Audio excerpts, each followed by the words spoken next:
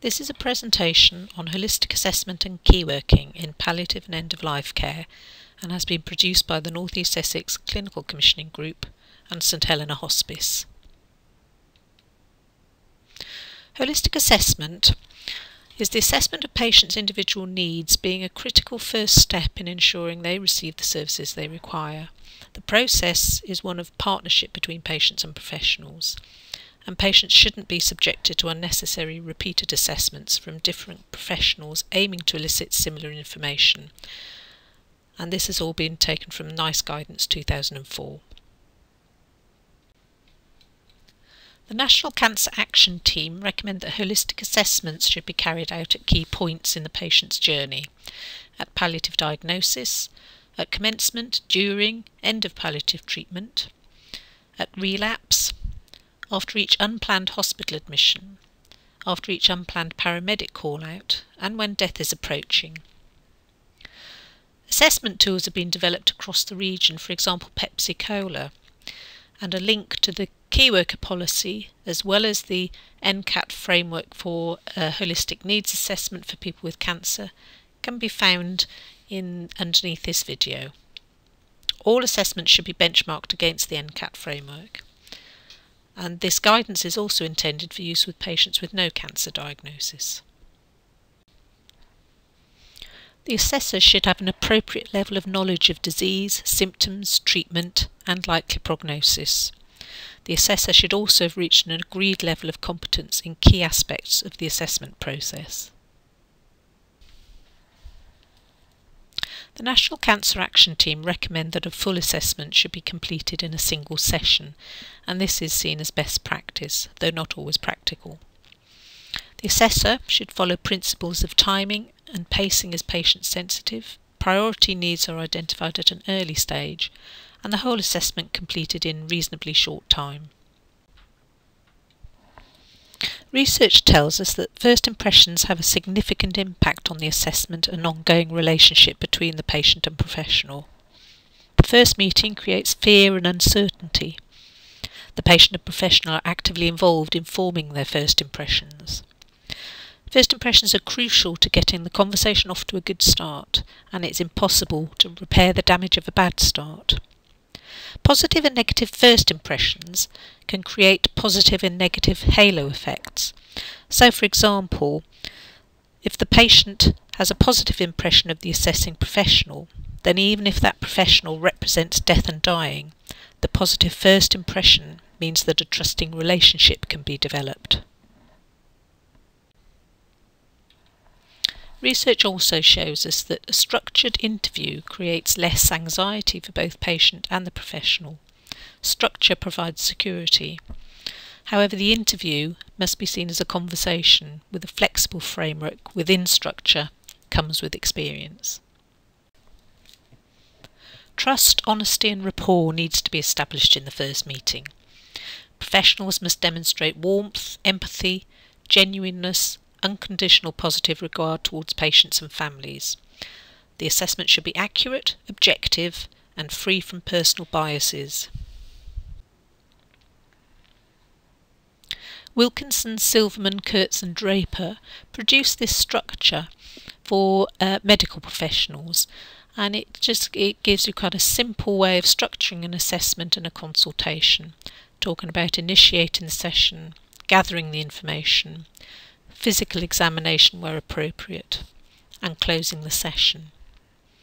And on either side of this you can see that it's about providing a structure and building a relationship. So, initiating the assessment. Remember first impressions. Introduction of self and role, exact nature of the assessment and how long it will take, and this should be no longer than an hour. Establish the initial rapport. What name does the patient want to be addressed by?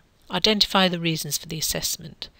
What are the patient and family's understanding of the reason for assessment and how they feel about it?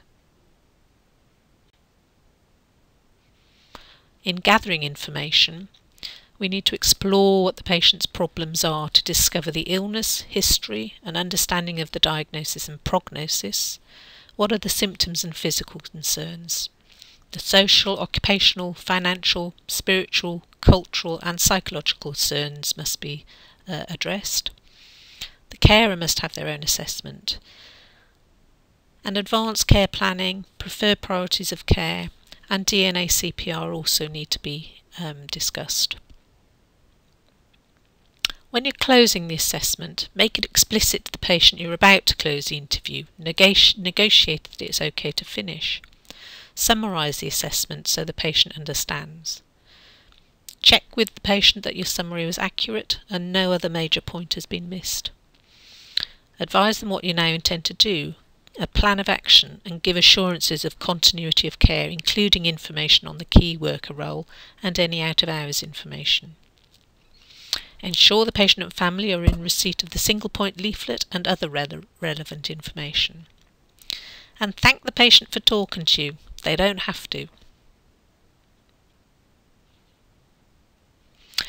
NICE guidance recommend that the key worker is a person who takes a key role in coordinating the patient's care and promoting continuity, ensuring the patient knows who to access for information and advice. NICE say that the key worker must have post-qualification training and education in communication or counselling skills, and the key worker must have a sound knowledge and skills in palliative and end-of-life care, its treatments and associated ethical issues. The key worker must be competent in undertaking holistic assessments in palliative and end-of-life care. The key worker should also coordinate the onward referral of the patient and all the family members to appropriate services. A key worker policy has been developed for North East Essex in 2015, and it states the aim is to ensure that every patient and family with palliative and end-of-life care needs who are deemed to be in the last year of life in North East Essex has a named community key worker with the skills, experience, competence and knowledge to carry out and coordinate their care. All patients deemed to be in the last year of life will have a named principal community key worker. This key worker holds overall responsibility for the coordination of the care. The key worker will communicate on a regular basis with relevant professionals, including other key workers. The principal key worker may change during the patient's care, dependent on their needs. The principal key worker must ensure their name and role is recorded in their clinical records and communicate this to single point for recording on the My Care Choices register and the GP. The role of the key worker must be explained to the patient and family. The key worker must be a qualified nurse, allied health professional or social worker, and they must be competent in palliative care assessments. Key workers themselves are responsible for identifying their training needs required in relation to fulfilling this role in conjunction with their own organisation. Finally, in order for the key worker to function in their role, it's vital that there are clear lines of communication to and from others involved so that the patient and family receive the best possible care in North East Essex. There are some references on the next two slides.